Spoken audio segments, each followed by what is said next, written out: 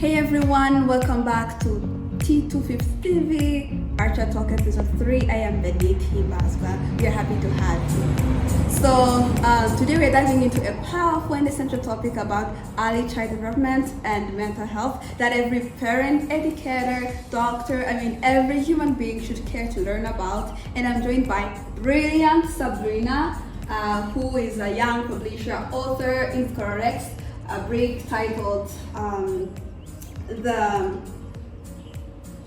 importance of early child development in relation to mental health. Welcome, Sabrina.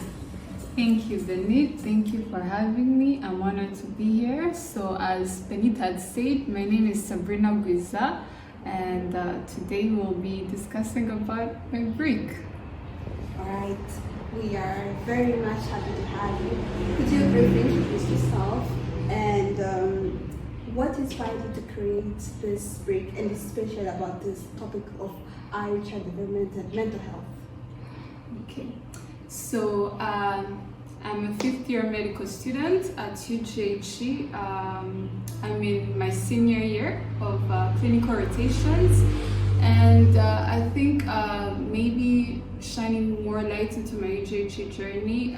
So UGHE has not only taught me about clinical skills or practical skills, but it also teaches us about knowing structural determinants of health. So basically things either social, economic, political that can influence a person and their health. And I think that has been like a milestone for me and a pivot for me into my education. So we started using Bricks and ScholarRx when we were in our basic medical sciences.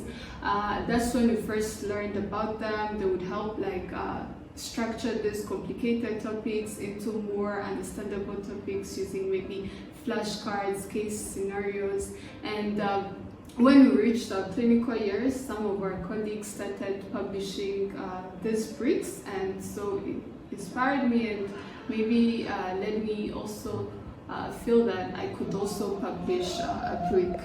So basically why I chose the importance of early childhood development in relation to mental health. As many people that know me know that I'm very passionate about mental health, but specifically I chose about early childhood development because we see patients or people that can prevent in the adolescent years, in the adulthood years, but we rarely stop and think about some of the early experiences in their childhood that could have contributed to that presentation currently. Right. So knowing that can help us support better people when they're still at the basic years, and also know what we can do to prevent and intervene early so that we ensure a better future mental health well-being. Excellent. Shout out to you, the rest of Global Health Equity, for laying such a foundation for this brilliant young publisher. And Sabrina, your brick highlights critical stages of early development and the factors that actually shape long-term mental health. And yeah, could you help us, for future clinicians, how is this relevant? And can you walk us through some of these key concepts that you highlight in the brick, developmental milestones and ACs? Thank you, Benit, for the question. So basically, the period of early childhood development starts at about from conception of a child to about 8 years of age. There are different definitions, but I chose to use that one. So basically, in early childhood development, it's when a child learns to form safe, secure relations with people, manage their emotions, explore the environment. So all that contributes to the future well-being of a child. Right. So early childhood development can either be normal or abnormal. It can be normal if a child is able to acquire the social, linguistic, and physical milestones that they're supposed supposed to reach. And sometimes it's abnormal, maybe due to some neurodevelopment disorders. So basically talking about development milestones are these skills that a child, that have been proven that at a certain age, a specific age, a child should have acquired them. So when we're reviewing children in our future practice, if you see that a child has not acquired some of the skills that they're supposed to have acquired, then you know there's something wrong. So you go back, dig deep, and know what could have contributed to that. So also talking about adverse childhood experiences, so these are traumatic and stressful experiences that a child can face in that period that I talked about. And these experiences could include like having a parent that had a psychiatric condition, a child having experienced war at a really young age, a child having had sexual assault or any physical violences. So all that in combination with maybe not having a secure attachment at the early age can contribute to prolong the risk of the child having development of future mental health problems.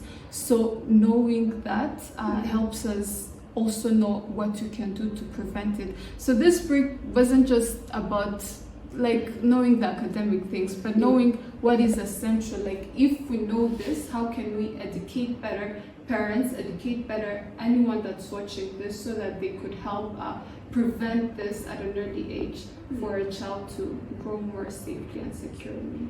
Yeah, that is beautiful, beautiful. I really like the way you're interested in mental health and went a step further to bring this to life, to bring this to people, because we are in an evidence-based era. And I'm very much interested in your writing process specifically. Like I heard of ScholarRx, I know about ScholarRx.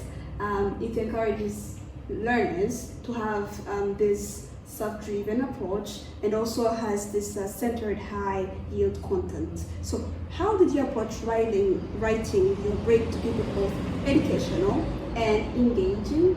And were there any surprising findings maybe, or any challenges during your writing process? Thank you again for the great question. So in writing this brick, I think maybe starting from my challenges. So I had a mentor in writing this brick. She's a child psychiatrist who really helped me out in developing this brick.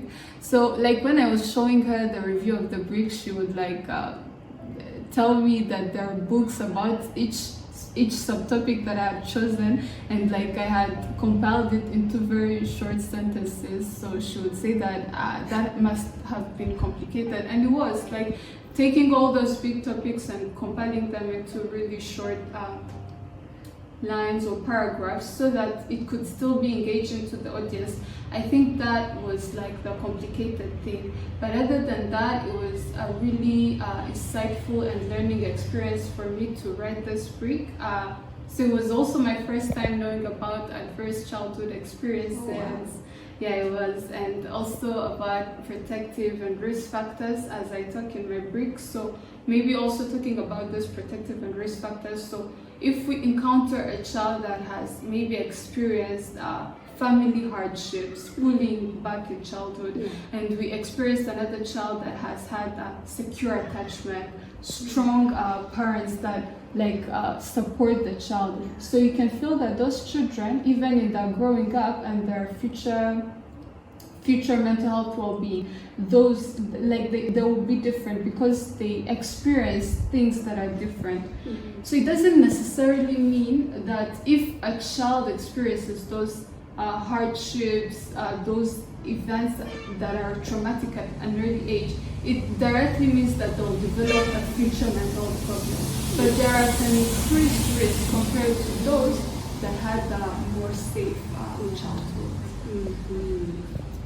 Wow, that is very educational. I'm learning as well, and I gotta I was happy to learn and to read the brick, and it's very educational. And thank you so much for doing such a great job of putting this together into an understandable language, engaging. That was very impressive. Thank you very much. And I'd like to understand, hear from you for healthcare providers, especially in low and middle-income resource settings. What practical steps can they take to support early child development in relation to mental health issues? Yes. That's a very important question because after developing this brick, of course you wonder what can you do, what can it help you with. So basically my brick didn't contain any fancy treatment modalities that are not available in low resource settings like ours, but my brick was mostly talking about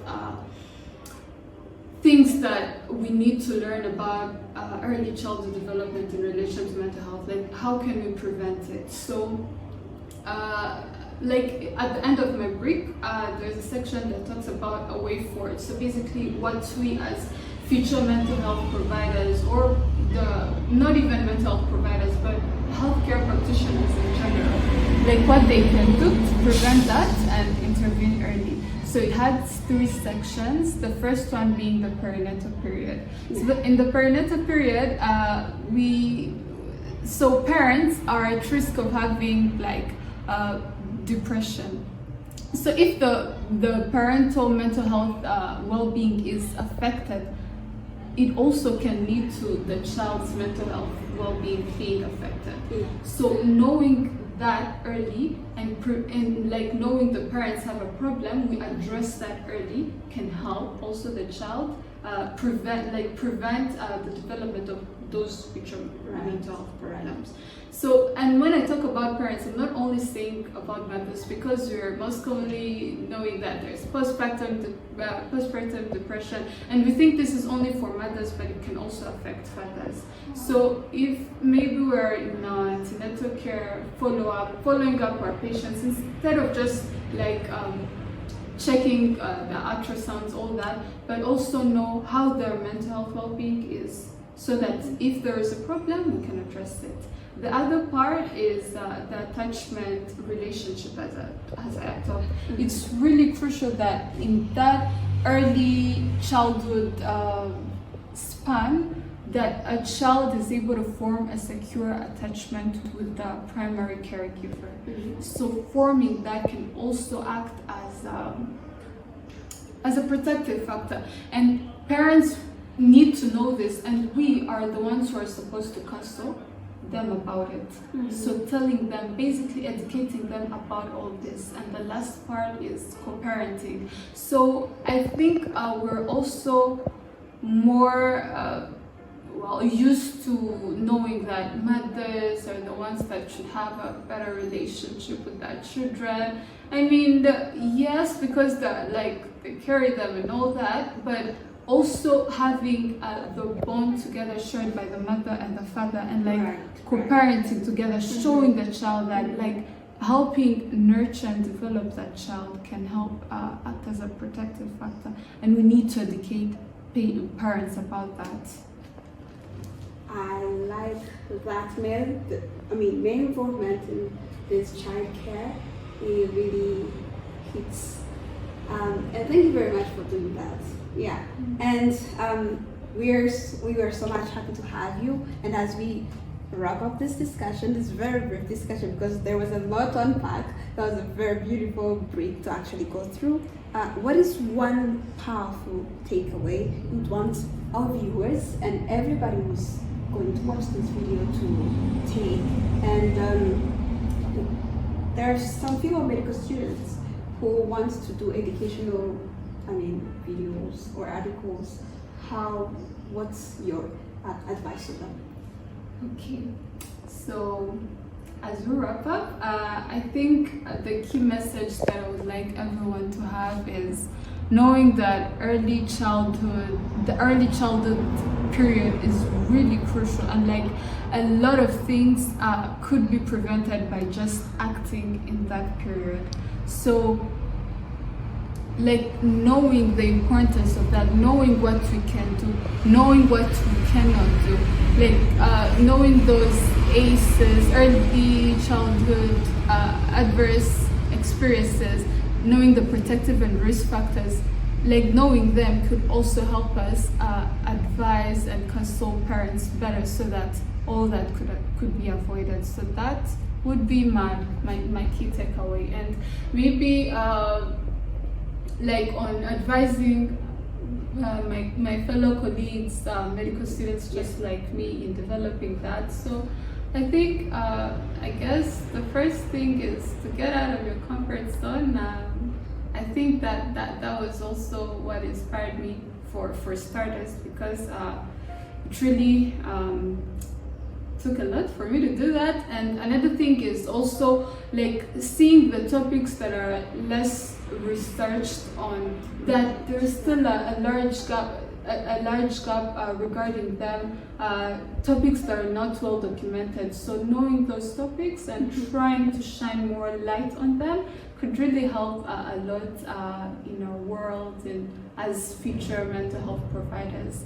And also knowing how to organize all those complicated things that you may see and just making them comprehensive, but again engaging also to your audience. So that's what I would say. Yeah.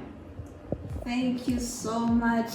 Thanks to Sabrina for taking this time to share how time, passion, wisdom for child mental health. Was so lovely to have you, and we are so congratulations. Congratulations, it's a huge achievement, and please keep doing more. We want to see you win, we want to see you grow. You are enough, and on that note, thank you everyone for watching. Don't forget to like, subscribe. You know what to do. And what questions do you have for Sabrina? We still have time. If you want her to come back for more questions, drop them in the comments section. And yeah, any question you have for about this brick, we also drop the link to the brick in the description of this video, so please check it out. And until next time, take care. Remember, the early years of life may be small but has a huge impact. Take care. Bye bye.